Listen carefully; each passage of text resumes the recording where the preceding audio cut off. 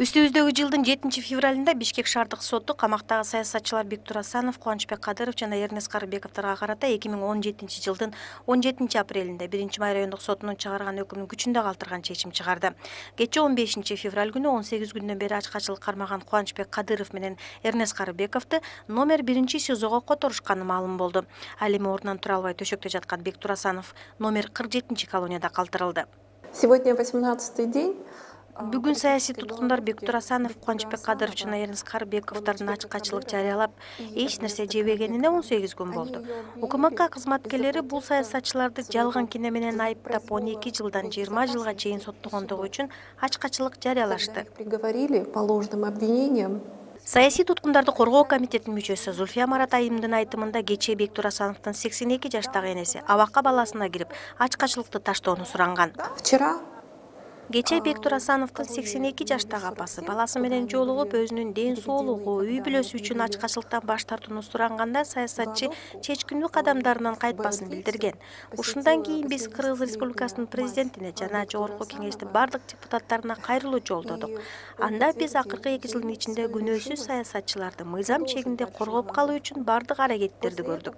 Ачкачылык жарыялаган саясатчылардан да ден соолугу жана өмүрү үчүн ачкачылыктан баш тартууну сурандык.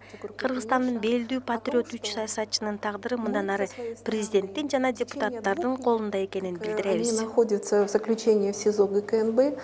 Буга чейин камактагы саясатчылардын акыбалынан Жогорку Кеңештин депутаттары да кабар алган эле. Зульфия Маратайымдын айтымында депутаттар атайын комиссия түзөрүн айтып, Жогорку Кеңештин жыйынында бул маселени карап чыгаарын убадалашкан.